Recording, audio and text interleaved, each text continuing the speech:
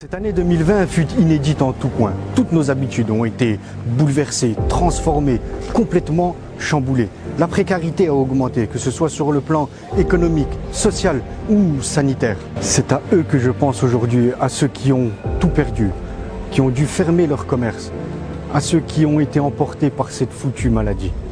Mais je reste tout de même optimiste. Parce qu'il y a des belles initiatives qui ont été mises en place, des initiatives solidaires qui nous permettent de garder espoir.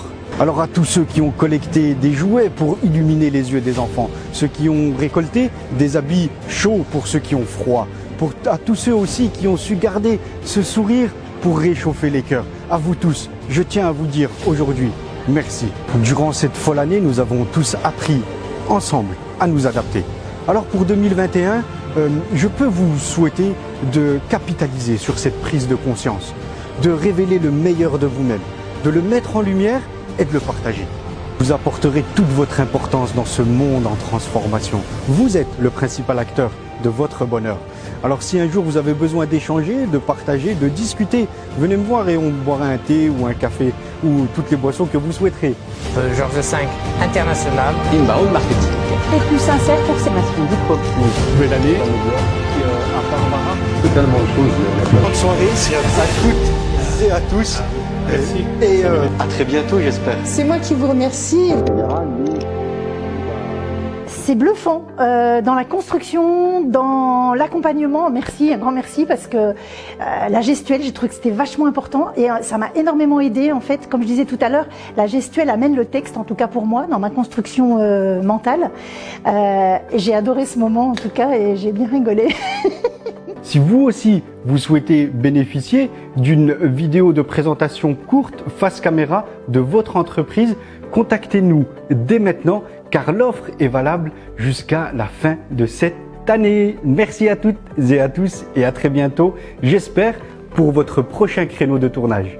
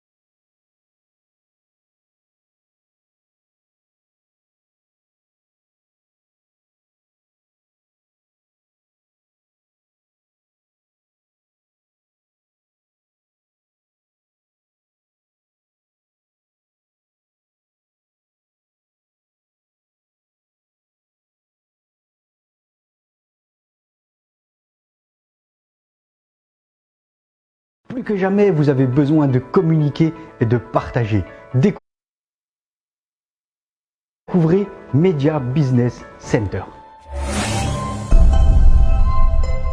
Tout d'abord, Média. Nous réalisons avec vous une vidéo de présentation au format court, 1 minute, face caméra, afin de présenter votre activité.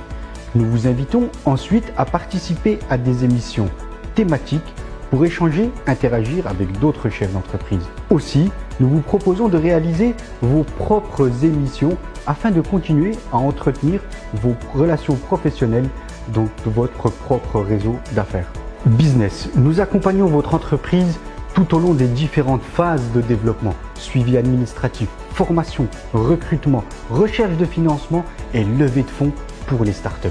Center, situé en cœur de ville, nous sommes un véritable pivot pour générer des contacts ciblés de qualité afin de développer vos affaires. Dès maintenant, valorisez-vous et votre entreprise avec Media Business Center.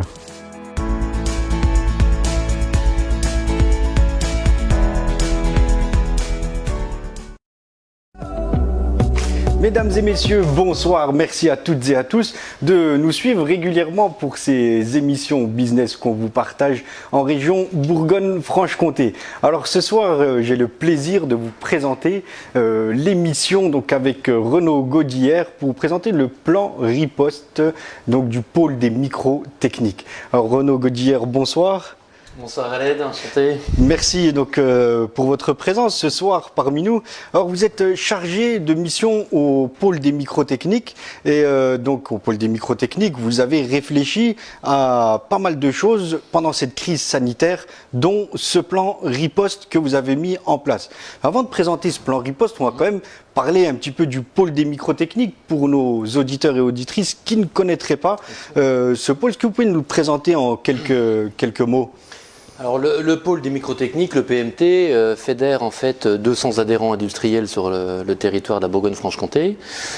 Notre vocation, pour dire les choses ainsi, finalement, c'est de favoriser le développement économique de la région et catalyser l'innovation, ce qui est évidemment une des missions de pôle de compétitivité.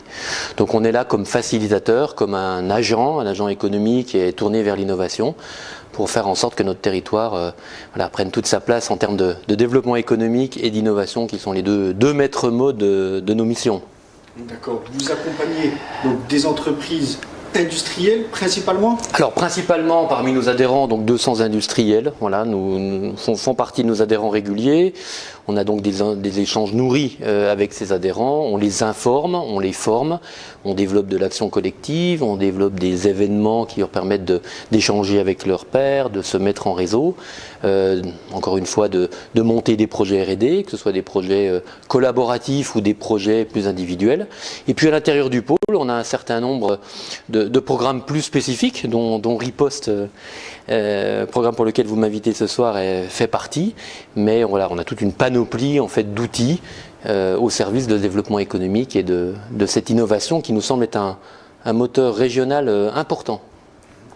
Merci pour cette présentation du pôle des microtechniques. Alors on rappelle 200 adhérents, donc 200 adhérents principalement dans l'industrie, mais pas que. Il y a aussi des jeunes startups qui lancent des produits, qui sont adhérents au pôle des microtechniques, que vous accompagnez aussi via d'autres plans que celui actuel qu'on va présenter ce soir. On va parler de Riposte, mais effectivement, vous faites allusion à un programme qui s'appelle Propulseur. Alors Propulseur, techniquement, c'est un accélérateur de start-up. Le but est la montée en compétence du dirigeant, le développement de son projet, donc du porteur de projet. On est en phase d'accélération parce qu'on n'est pas loin d'un produit finalisé, on n'est pas loin, même si on n'a pas encore de chiffre d'affaires, on n'est pas loin du marché. Et donc l'idée, c'est de propulser, d'accélérer son développement et de faire grandir le dirigeant. Donc on accompagne des sociétés sur lesquelles on a une certaine expertise métier. On n'est pas un accélérateur généraliste, on est un accélérateur régional et spécialisé autour des métiers de la santé, parce que parmi nos adhérents, on a tout le tissu industriel des gens qui travaillent par exemple dans les dispositifs médicaux, donc tout ce panel de sous-traitants qui compose notre territoire. Donc on a un axe santé medtech, un axe santé biotech, et puis un axe santé plutôt smart system, je dirais la mécatronique, les microtechniques, toute cette mécanique avancée. Donc voilà, cet accélérateur propulseur, il est aussi sectoriel et régional. Donc ce qui permet d'avoir une bonne connaissance, une bonne appréhension, de bien guider le dirigeant dans son projet d'accélération. D'accord, donc on a ce pôle santé. Il y a aussi un autre secteur qui est l'aéronautique aussi. Alors voilà, parmi nos 200 adhérents industriels, donc globalement représentatifs du tissu régional, c'est-à-dire effectivement beaucoup de sous-traitants, on a des gens pour différentes raisons, parce qu'ils sont déjà dans le secteur ou parce qu'ils veulent se diversifier, qui veulent avoir une connaissance plus fine du marché. Donc on a créé des clusters, en fait des regroupements sectoriels, métiers, autour de la santé comme je le disais, mais vous avez parfaitement raison, autour de l'aéronautique également. On est par exemple les correspondants du GIFAS en région. On est l'interlocuteur unique du GIFAS en région, donc dans le volet aéronautique. Voilà. Donc quand vous êtes adhérent du pôle, soit vous êtes entre guillemets spécialisé santé ou aéro, Mais si vous ne l'êtes pas, vous êtes évidemment bien accueilli et vous profitez tout autant des animations, on va dire, individuelles ou collectives parmi nos adhérents, bien sûr. Alors, c'est des secteurs, donc dans l'industrie, on vient de dire l'aéronautique, la santé, et c'est aussi une équipe, le pôle des microtechniques. C'est avant tout une équipe, oui. C'est avant tout une équipe parce qu'on est sur la production de matières grises, on est sur de l'accompagnement du dirigeant, il y a évidemment une relation, je dirais, professionnelle, mais quand même intime avec chacun des dirigeants, chacun des porteurs de projets, donc ça c'est quelque chose d'essentiel. Donc l'équipe, c'est une douzaine de personnes, donc l'équipe se renforce parce qu'on a un certain nombre de nouveaux programmes, de programmes rentrants. On peut citer par exemple 2 programmes qui me semblent phares indépendamment de Riposte, que sont le programme PMT Health, PMT Santé, qui est un programme très ambitieux sur 3 ans, financé sur une assiette d'1,8 million, donc quelque chose de conséquent et qui vise à faire monter en compétence la filière santé, medtech, biotech, mais aussi cosmé pharma, voilà, des sujets qui nous intéressent avec évidemment les autres pôles, que ce soit au niveau national ou les clusters, les initiatives locales. Donc un projet ambitieux autour de la santé. Alors il prend sa forme un petit peu plus matérielle, par exemple avec un bâtiment que vous connaissez peut-être, qui est le nouveau centre R&D Bio-Innovation sur les Hauts-de-Chazal, où l'EFS, Établissement français du sang, qui est un de nos adhérents, va développer une plateforme technique qui sera mise à disposition. Donc on voit apparaître des programmes, on va structurer de l'information, on va dire des prestations intellectuelles, mais avec de l'accompagnement maintenant un petit peu plus physique, dans une ambition régionale de santé. Je peux citer également un autre programme, en dire quelques mots. On vient également de rentrer un programme interrégional, où avec la métropole de Lyon, avec un canton suisse, canton du Valais et le Grand Besançon, on va échanger par exemple autour des meilleures pratiques de développement des startups, des écosystèmes d'innovation. Donc vous voyez, on a une empreinte régionale très forte, on est soutenu et on est passionné de la vie de nos adhérents et de leur métier, mais on a aussi un rayonnement un petit peu plus large et on continue avec toute l'équipe à pousser cette ambition-là. Alors le pôle des microtechniques, donc implanté ici en région Bourgogne-Franche-Comté, qui accompagne l'industrie, donc une terre aussi industrielle, la région Bourgogne-Franche-Comté. Donc cette place du travail, vous en avez beaucoup pour accompagner justement les industries de la région. Alors on va tout de suite commencer à présenter ce plan, le plan Riposte. Tout d'abord, pour informer nos auditeurs, comment est-ce que vous avez réfléchi à mettre en place, expliquez-nous un petit peu l'histoire du plan Riposte. Alors, elle est assez prosaïque finalement, puisque nos adhérents, on les suit, on les connaît, on vit avec eux l'économie, on vit avec eux l'innovation. Vous avez un pied dans l'entreprise, j'allais dire. Clairement, voilà, et ça, je pense que c'est un phénomène, c'est une caractéristique, qui est notoire, bien que les activités, encore une fois, innovation, qui mettent en interface l'académique, les laboratoires de recherche et évidemment les industriels soient une de nos préoccupations, on a aussi la préoccupation d'accompagner le dirigeant. Donc forcément, à un moment donné, il faut rentrer dans l'entreprise. Il faut avoir une relation un peu intime, comme je le disais, avec chacun d'entre eux, et on essaie encore de fortifier ces liens. Donc on a toujours été, et on reste évidemment à l'écoute de ces adhérents-là. Et quand le 17 mars, la France se referme suite à la crise sanitaire, évidemment que les téléphones sonnent, évidemment qu'on les accompagne, évidemment qu'on les suit, avec, vous l'imaginez bien, toutes sortes de réactions, plutôt combatives pour certains, plutôt un peu démoralisées, du doute, enfin voilà tout ce que tout le monde a pu ressentir à son échelle personnelle, familiale ou professionnelle. Donc en contact avec ces gens-là, en permanence. Et on a très vite compris que devant l'ampleur en fait de la crise, devant cet aspect massif, qu'il fallait aller au-delà de l'accompagnement qu'on faisait traditionnellement. Donc on a réfléchi avec l'équipe, on a réfléchi à monter un programme, et c'est un petit peu l'émergence de Riposte, un programme qui permettrait d'aller encore plus dans l'intimité de la relation avec l'entreprise, d'accompagner le dirigeant sur des aspects stratégiques, je pense qu'on y reviendra, et de l'aider à trouver le ressort en fait pour mieux passer cette crise entre guillemets. Voilà. Donc on est parti de l'écoute de nos adhérents, on a pris un peu de hauteur, on a vu ce qui existait, on peut féliciter, tout le monde s'en félicite, les pouvoirs publics qui ont réagi extrêmement vite avec différents plans d'accompagnement, y compris financier, des entreprises et de chômage partiel en particulier. Mais on voulait aller un petit peu aussi apporter notre propre pierre, si vous voulez, à cet édifice-là. Très bon. Et donc voilà, au-delà de l'écoute, de l'appui, on s'est dit il faut qu'on monte quelque chose. On ne peut pas rester comme ça les bras croisés, on ne peut pas rester, je dirais, en télétravail ou un petit peu à distance, en protection. Il faut qu'on aille au combat avec tous ces industriels qui sont nos adhérents. Et l'idée de riposte est venue. Alors elle est venue de façon très, vous l'avez compris, très, très réactive, hein, très passionnée et très réactive.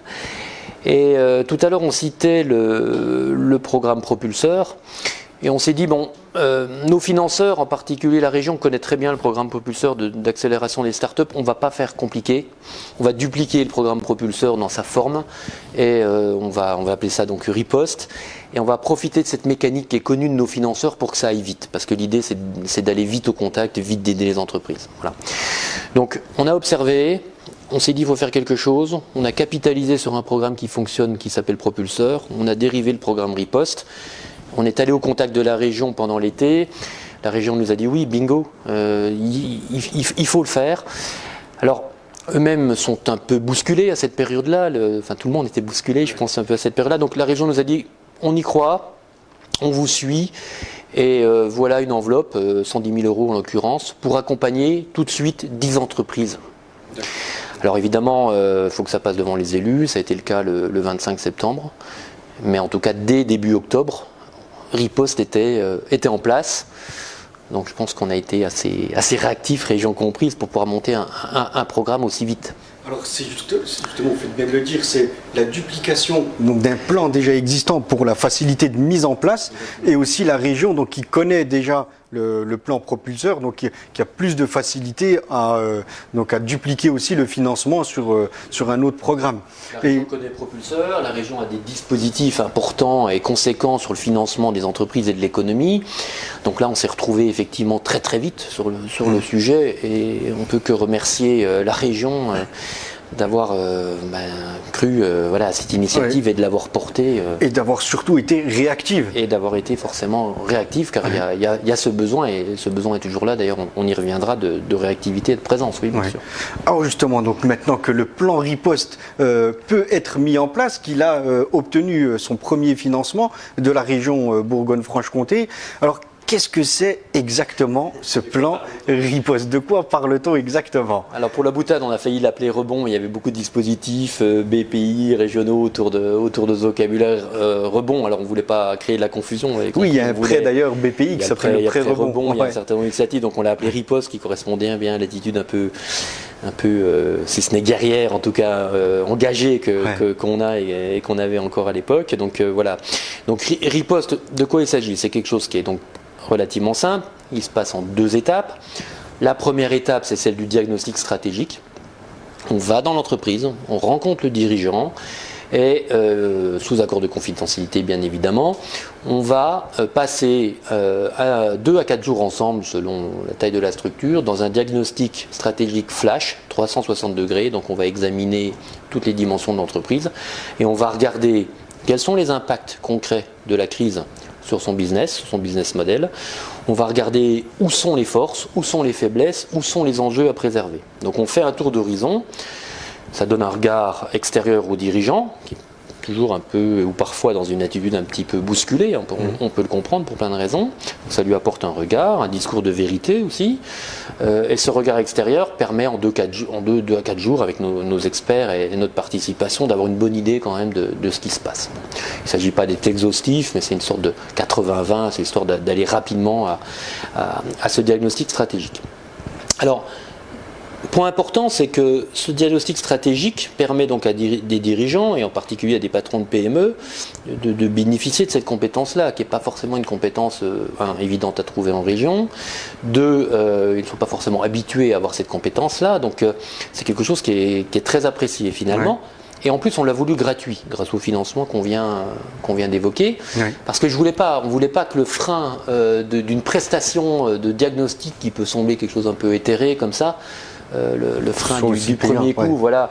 Donc on voulait, dans ce rôle de facilitateur, de tiers de confiance finalement, on voulait que ce lien se fasse très facilement. Donc le diagnostic, il est purement gratuit pour l'adhérent. Alors, Je ne l'ai pas dit, c'est sous-entendu, pour bénéficier de riposte, Ouais. il faut effectivement être adhérent du pôle. Voilà. C'est une évidence, mais je pense qu'elle mérite d'être donnée. Mais une fois qu'on est adhérent, on accède à riposte et donc à ce diagnostic flash 360 degrés, gratuit, qui permet de faire donc un état des lieux de la situation. Voilà. Ouais, ça permet, alors c'est quand même très important. Hein, même avant une crise où une entreprise a quasiment toujours besoin d'avoir ce diagnostic, cet œil extérieur qui vienne donner des conseils sur l'entreprise et faire un état des lieux. Alors ça renvoie à la notion même d'accompagnement du dirigeant. Alors il y a plusieurs remarques à ça. D'ailleurs BPI aujourd'hui a sorti un article assez intéressant qui n'est pas une surprise pour nous, qui dit que finalement qu'un dirigeant accompagné, un dirigeant qui a plus de chances de succès de voir son projet se développer. Alors ça semble une évidence comme ça, mais la réalité en tout cas sur notre territoire français, c'est que la culture de l'accompagnement, moi qui ai eu l'occasion de travailler dans les pays anglo-saxons, etc., c'est pas tout à fait encore dans les mœurs. Et on a l'impression en plus que la dimension stratégique, lorsqu'on utilise le mot stratégique, on a l'impression que c'est réservé aux grosses entreprises. Ouais. Par méconnaissance, hein, tout simplement. C'est très bien qu'un dirigeant, c'est un homme orchestre, il doit avoir donc une vision globale à 360 degrés de ses activités. Une entreprise, c'est un système. Quand on bouge un endroit, il y a des répercussions ailleurs, il y a une vision systémique de cet ensemble. Donc tout ça, c'est des notions de stratégie. Donc stratégie, c'est pas un gros mot. Ouais. La stratégie, je dirais, ça devrait se retrouver dans chacune des entreprises et ce n'est pas l'apanage des grands groupes. Donc il faut je pense que culturellement, on apprenne à démystifier un petit peu tout ça. Ouais. Et donc BPI disait tout simplement ce que nous, on dit depuis des années et ce qu'on prêche pour avoir aussi dans une autre vie vécu des accompagnements stratégiques. Ça fait partie classiquement, et ça devrait faire partie classiquement des outils du dirigeant, très clairement. Quand vous regardez le bilan, petit trait d'ironie, quand vous regardez le bilan d'une PME aujourd'hui, vous avez, et c'est bien utile, hein, des frais d'honoraires d'avocat, des frais d'honoraires d'experts comptables ou éventuellement des frais juridiques, d'assurance ou d'informatique. Oui. Mais finalement, ce ne sont, alors je ne veux pas réduire ce travail qui est important, mais ce sont des services supports à cette entreprise-là. Mmh. Quels sont les services ou les prestations de conseil qui visent à développer le business? Il y en a assez peu. Culturellement, on fait plutôt appel à des experts en mode un petit peu support ou défensif ou gestion. Mmh. Mais la stratégie a un caractère fortement offensif, d'allocation de ressources, de choisir les bons segments de marché, de trouver les bonnes roadmaps pour développer un produit, l'innovation. Et ça permet aussi d'avoir une vision. Aussi une vision vers l'avenir qui peut être orientée avec d'autres experts et affiner aussi sa vision. Et vous savez, l'environnement a beaucoup bougé, l'environnement économique, humain, on est en train de savoir que aussi l'environnement psychologique aussi est en train de bouger. Donc ce serait assez étrange, pour faire court, de dire que tout bouge autour de nous et que finalement l'entreprise ne bouge pas. Voilà. Donc c'est aussi ça l'enjeu, c'est qu'effectivement le monde est en train de bouger. On peut regretter certaines choses ou avoir un regard un peu passéiste. Voilà, bon. C'est sûr qu'on ne sait pas tout à fait vers quoi les choses vont déboucher, mais en tout cas le monde bouge. Ça c'est une certitude, c'est indubitable. Donc pourquoi le monde bougerait et que l'entreprise ne bougerait pas? Ouais. Voilà, donc c'est ça aussi la stratégie, c'est d'essayer de porter le regard sur ce qui est important, un regard prospectif, et puis quand on sait à peu près où on veut aller, c'est quand même plus facile d'y aller. Ouais, ouais. Donc on a le premier diagnostic 360, ça c'est la première étape. Et donc la deuxième étape, là, c'est la mise en place d'un plan d'action. C'est la riposte opérationnelle en soi, c'est-à-dire que suite à cet audit diagnostic flash, on va arrêter avec le dirigeant 2 enjeux prioritaires. Et on va lui permettre, dans cette deuxième étape de riposte, de démarrer. C'est-à-dire qu'on ne va pas résoudre ces problèmes, on n'a pas évidemment cette prétention-là, mais on va le mettre en mouvement autour de 2 enjeux qu'on va arrêter. Et le dispositif permet, sur 2 axes prioritaires validés avec le dirigeant, de prendre en charge à peu près 7 jours de prestations à hauteur de 70%. C'est-à-dire que le reste à charge pour le dirigeant n'est que de 30%. Donc on va lui mettre des experts pour organiser cette riposte opérationnelle suite au diagnostic stratégique. Et ça va lui coûter en gros 30% des valeurs de la prestation. Voilà. Donc un diagnostic 360 qui est gratuit et la prise en charge à hauteur de 70% donc de la mise en place du plan opérationnel riposte. on met le dirigeant en mouvement, il se ressaisit des outils, des compétences, voilà, il reprend le chemin de son chemin opérationnel, et puis voilà, il rentre dans l'action. Ouais. Voilà, donc l'ambition de riposte, elle est là aujourd'hui.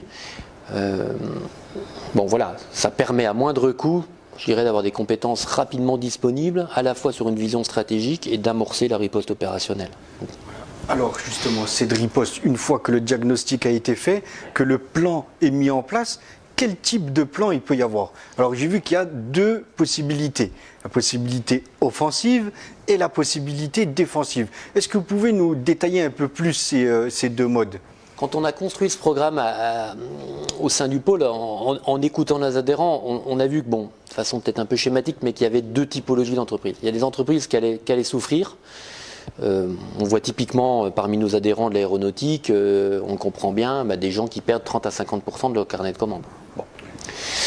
On a des grands donneurs d'ordre qui sont bousculés, donc toute la filière, et nos sous-traitants compris, on le comprend vite, est totalement bousculé. Donc là, on comprend bien qu'il y a une notion de défense. Qu'est-ce qui se passe dans son business model quand on perd 50% de son chiffre d'affaires? Bon, on comprend bien ça aisément. Après, on le voit aussi avec l'axe santé qu'on a pu développer, on voit aussi que la crise a favorisé un certain nombre d'opportunités. Je pense à une start-up qu'on accompagne, mais j'ai aussi d'autres exemples où on voit bien que sur certains volets de la santé, en fonction de la crise sanitaire, ça a été une véritable accélération au propulseur. On a eu besoin d'accès à ces technologies, on a eu besoin de développer un certain nombre de solutions à travers la crise qu'on vivait. Donc pour eux, ça a été une opportunité. Donc de façon assez classique, il y a des gens qui sont en défensif et il y a des gens qui sont en offensif. Il y a des gens qui vont profiter de cette crise pour asseoir des positions, gagner des parts de marché, peut-être racheter une activité d'un concurrent ou peut-être même acquérir de nouvelles compétences. Donc ce qu'on dit finalement, c'est que dans toute crise, elle peut être violente, mais c'est aussi l'occasion de rebalayer un certain nombre de cartes, et donc il y aura peut-être des perdants, et on essaie de faire en sorte qu'il y ait moins de casse, voilà, moins de casse possible, de préserver le maximum de valeur, alors de valeur patrimoniale pour le dirigeant, de valeur de compétences, de valeur pour notre territoire, mais aussi des espaces vont se créer pour de l'offensif, pour de la prise de position, pour de la conquête, peut-être pour la croissance externe. Donc voilà, donc on n'a pas une vision... on reste à la manœuvre, on reste concentré, batailleur, mais il y a aussi des opportunités qui vont jaillir de tout ça.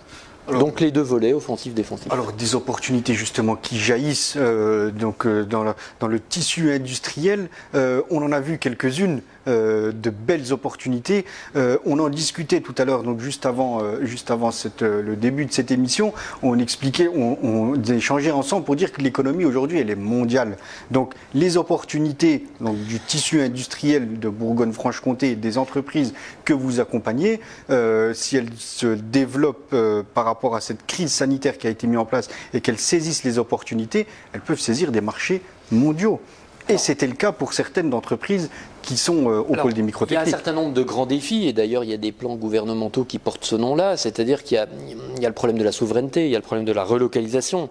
Voilà, donc là c'est des choses qui sont issues de ce que vous racontez, un monde qui redistribue un certain nombre de cartes, une prise de conscience d'un certain nombre de positions.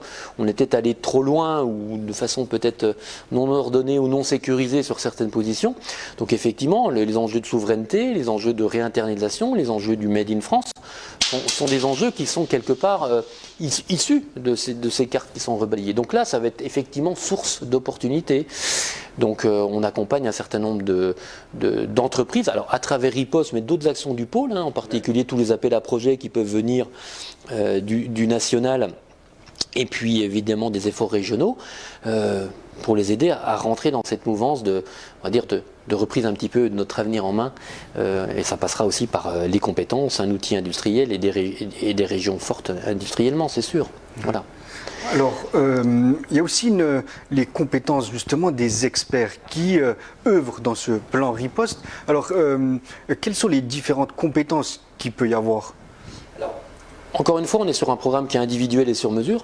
À chaque entreprise, on a son mode offensif, défensif, son histoire. Donc l'examen de cet audit stratégique nécessite quand même d'avoir des gens qui sont généralement des anciens chefs d'entreprise, des gens qui ont la vision globale, qui ont été aux affaires et puis qui ont gardé cet esprit entrepreneurial. Donc je dirais sur la phase de diagnostic, voilà plutôt ce type de profil que j'ai autour de moi. Je suis moi-même un ancien dirigeant, donc ça aide à rentrer en contact avec les dirigeants, d'aller vite à ce qui est essentiel. Voilà, là on ne fait pas de théorie, on ne fait pas de slide PowerPoint. On parle la même langue. On parle la même langue, on ne fait pas de slide PowerPoint, on va regarder ce qui est important. On se met en position de conforter le chef d'entreprise et d'aller vite sur les éléments de mesure et de la performance de l'entreprise assez rapidement. Donc on a ce premier type, on va dire, d'experts qui sont plutôt généralistes avec cette vision 360 degrés. Ensuite, dans la phase de riposte, on a plutôt des spécialistes en fait, qui eux sont plutôt dédiés par exemple au commerce. Clairement, effectivement, quand on est dans l'aéronautique et qu'on perd 50% de son marché, il faut vite regarder sur quoi on est fort pour voir sur quoi on peut capitaliser pour aller attaquer d'autres marchés. Donc ce qu'on appelle la diversification, qui est une réponse stratégique à cette perte de marché. Donc là, on va plutôt trouver des experts qui vont être spécialisés sur certains segments de marché, qui ont un carnet d'adresses, qui ont une expertise métier, qui connaissent les barrières à l'entrée de ces segments de marché et qui vont donner des clés d'accélération pour pouvoir organiser sa riposte. Donc là, on va être sur des profils plutôt de directeurs commerciaux ou d'anciens chefs dirigeants qui ont porté l'action commerciale, c'est souvent le cas. Après, on peut avoir des problématiques plus étroites, plus spécifiques. On parle de l'innovation comme d'un moteur, donc il y a peut-être à aller conforter, accélérer une innovation. Je peux vous donner également un autre exemple, qui est une entreprise que j'accompagne dans Riposte. On a vu que le management en fait avait été bousculé par l'impact sanitaire. Concrètement, le dirigeant est tombé malade, ses cadres, en tout cas, son premier cercle a été aussi lui-même soumis à la maladie. Donc on tombait sur une entreprise qui avait sans doute perdu un peu de part de marché dans le secteur automobile, mais en fait le fond du problème n'était pas cette perte de marché, ils allaient la récupérer, il y a des rattrapages de stock dans l'automobile en fin d'année, le problème n'était pas là, le problème c'est que ça a désorganisé la chaîne de commandement, ça a désorganisé les process de l'entreprise. Une entreprise qui n'avait pas capitalisé sur ces process, qui n'avait pas écrit, qui n'avait pas les bonnes routines en fait pour pouvoir permettre que si un dirigeant n'était pas là ou un cadre impliqué n'était pas là, que l'entreprise fonctionne normalement. Donc ça a mis en lumière un certain nombre de choses. Donc vous voyez, les impacts ils sont multiples, la réponse est toujours individuelle et sur mesure, et à chaque fois on va trouver l'expert, généraliste ou spécialiste, qui va prendre le sujet, on va dire, par le bon bout. Et justement, des experts, donc vous en avez déjà en référence au pôle des microtechniques. Est-ce que vous êtes constamment en recherche d'experts? Oui, on peut faire un appel aux experts, effectivement. Les experts, ils sont issus soit du monde propulseur, soit du travail que le pôle avait fait précédemment avant la crise. Donc on a un vivier d'experts, on a 7 à 10 experts, on va dire, réguliers sur le sujet. Mais au regard du programme Riposte et puis d'autres programmes que l'on souhaite développer, effectivement, je suis en recherche d'experts sur ces deux types de profils, plutôt entrepreneurial, généraliste, des gens expérimentés qui ont dirigé des entreprises et surtout de la PME industrielle, et puis des gens plus techniques, que ce soit dans le commercial, dans la production ou dans l'innovation, sont évidemment les bienvenus, et je serai content d'échanger avec ces gens-là, oui, bien sûr. D'accord, très bien. Alors merci pour cette présentation donc, du plan Riposte. On va passer, si vous le voulez bien, Renaud Gaudière, aux échanges avec les auditeurs et auditrices, puis on va accueillir donc les questions. Je vous remercie donc.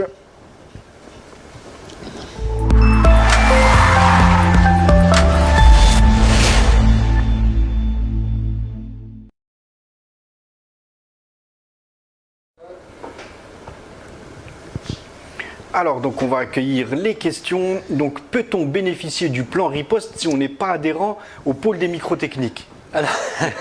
Alors non, je suis désolé de vous le dire, il faut être adhérent. Alors l'adhésion au pôle, elle est très simple, très facile d'accès, elle est proportionnelle au chiffre d'affaires. D'accord. Je dirais ça va de 350 € à 5000 €. Ouais. Alors je n'ai pas toute la grille tarifaire en tête, mais voilà les ordres de grandeur, c'est totalement proportionnel à votre chiffre d'affaires.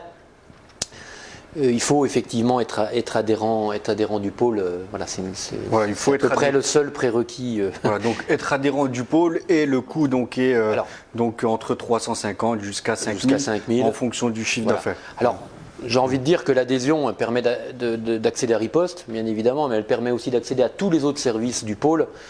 Je ne vais pas tous les citer là, mais voilà, c'est de l'information, c'est de la mise en réseau, c'est de la formation avec des formations spécialisées, c'est la possibilité d'étendre sa vision marché avec une vision aéronautique ou santé. Enfin, toutes les actions du pôle, évidemment, sont ouvertes à nos adhérents. Hein. Ouais. Voilà, donc, adhérer pour Riposte parce qu'il y a un besoin me semble une très belle raison pour adhérer.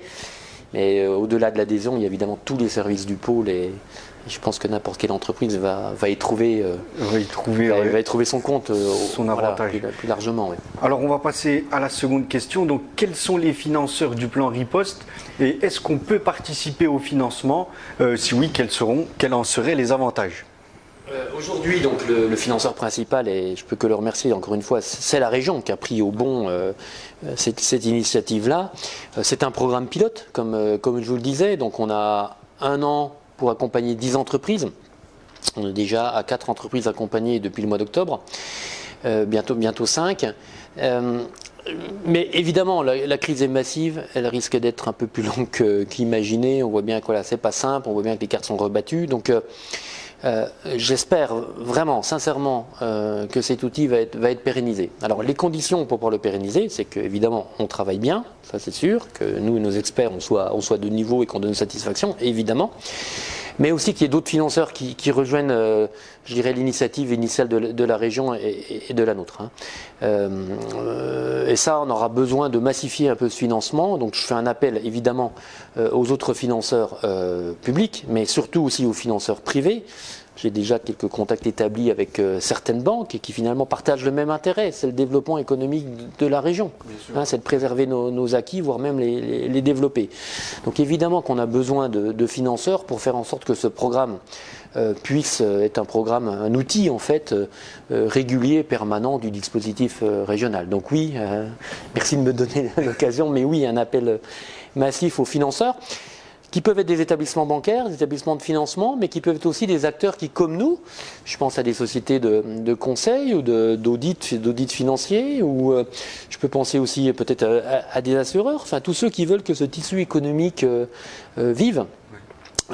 Donc ils sont effectivement les bienvenus pour qu'on modère les tickets, qu'on s'adapte aussi à leur réalité, à leurs possibilités.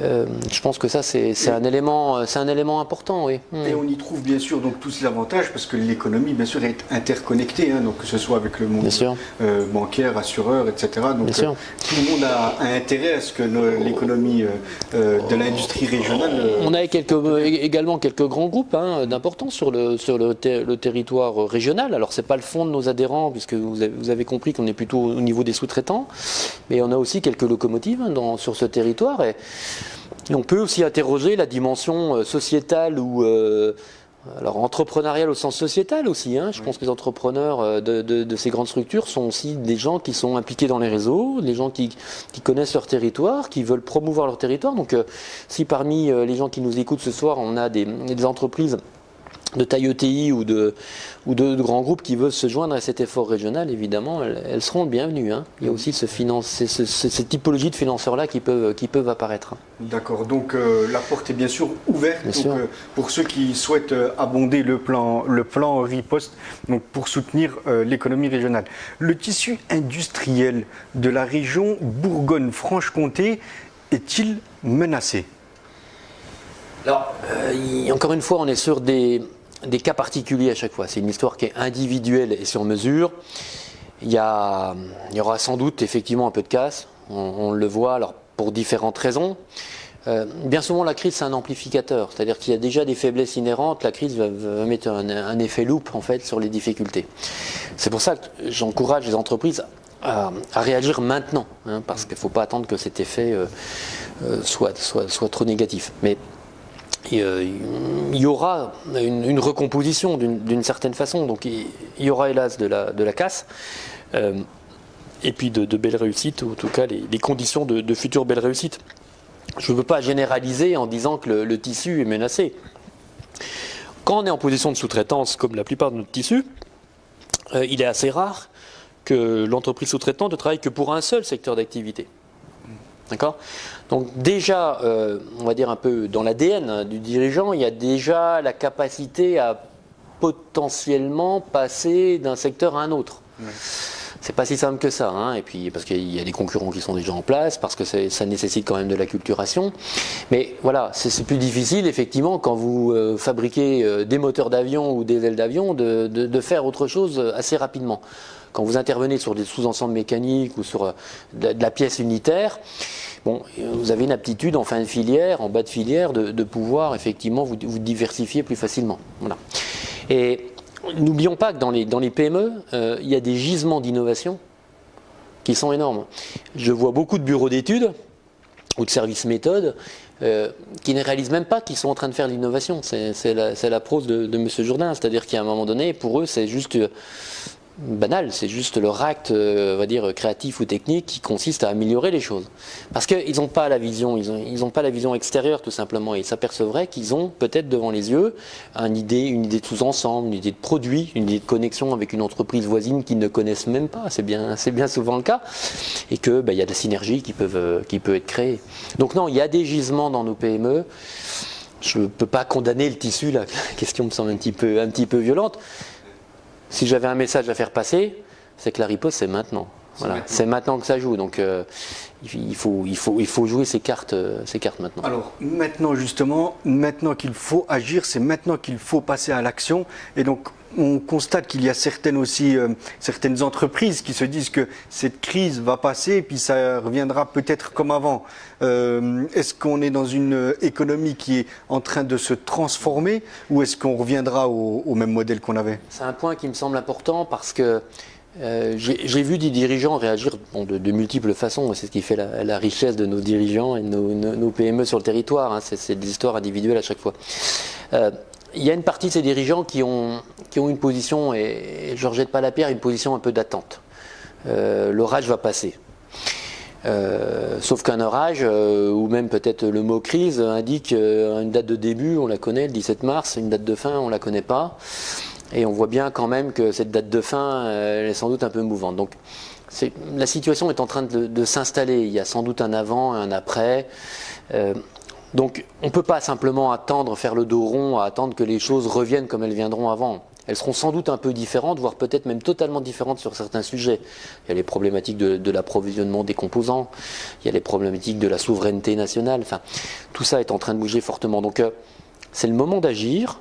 La position du dos rond ne me semble pas une position stratégique acceptable. Alors je peux comprendre aussi que le dirigeant, à un moment donné, il soit un peu démuni. Oui. Il a beaucoup de choses à gérer, il a aussi une responsabilité nouvelle qui lui tombe sur le dos, qui est la responsabilité qu'il avait déjà de la sécurité de ses employés, par exemple.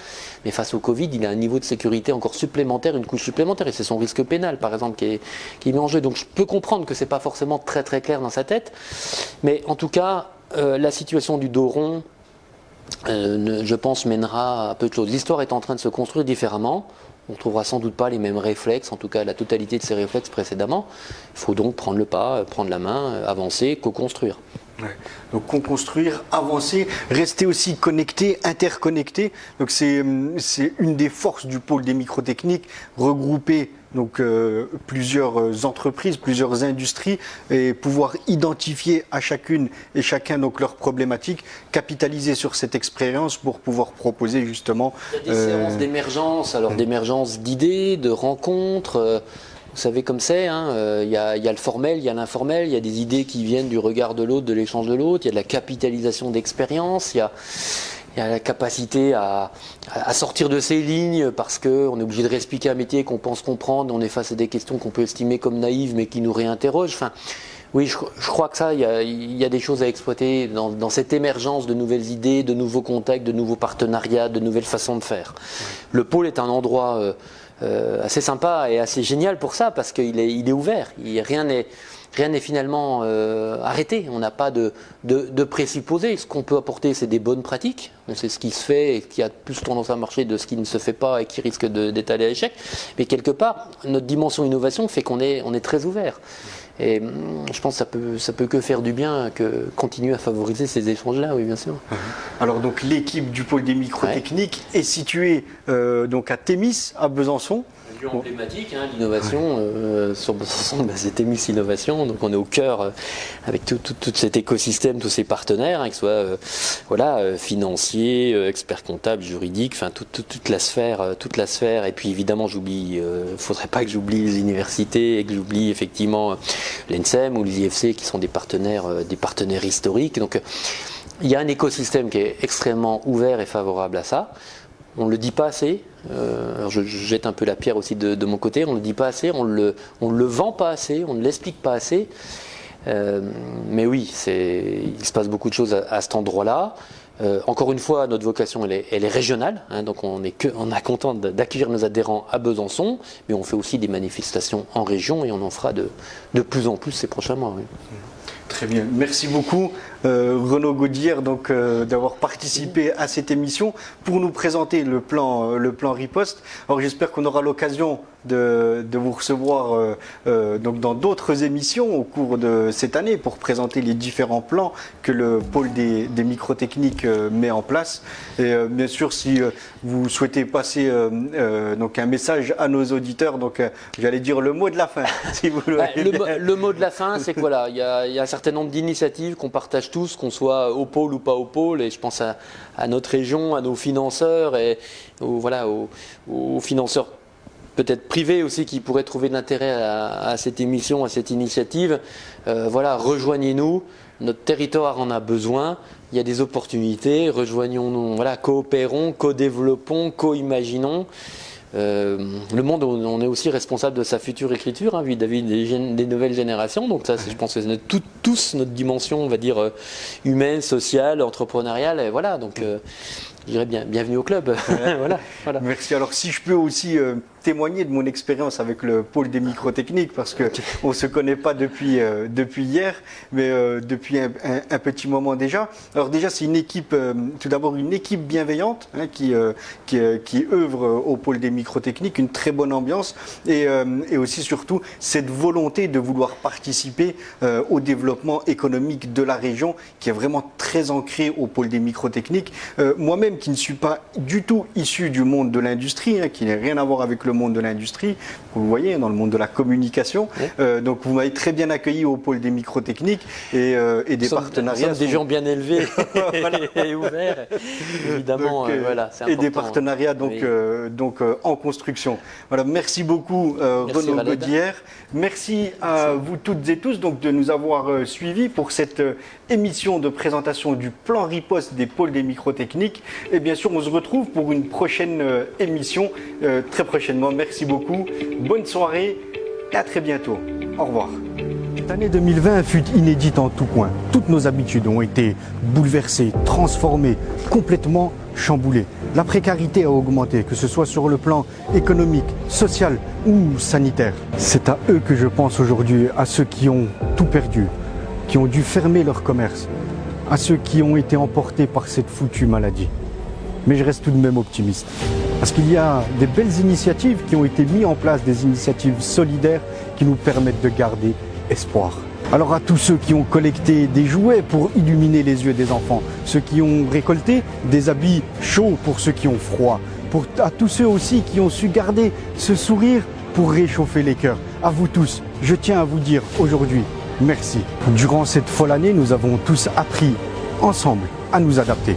Alors pour 2021, je peux vous souhaiter de capitaliser sur cette prise de conscience, de révéler le meilleur de vous-même, de le mettre en lumière et de le partager. Vous apporterez toute votre importance dans ce monde en transformation. Vous êtes le principal acteur de votre bonheur. Alors si un jour vous avez besoin d'échanger, de partager, de discuter, venez me voir et on boira un thé ou un café ou toutes les boissons que vous souhaiterez. Georges V International. Inbound marketing. Et plus sincère pour ces matières. Belle année. À Barbara. Totalement autre chose. Bonne soirée à toutes et à tous. Merci. Et à très bientôt, j'espère. C'est moi qui vous remercie. En général,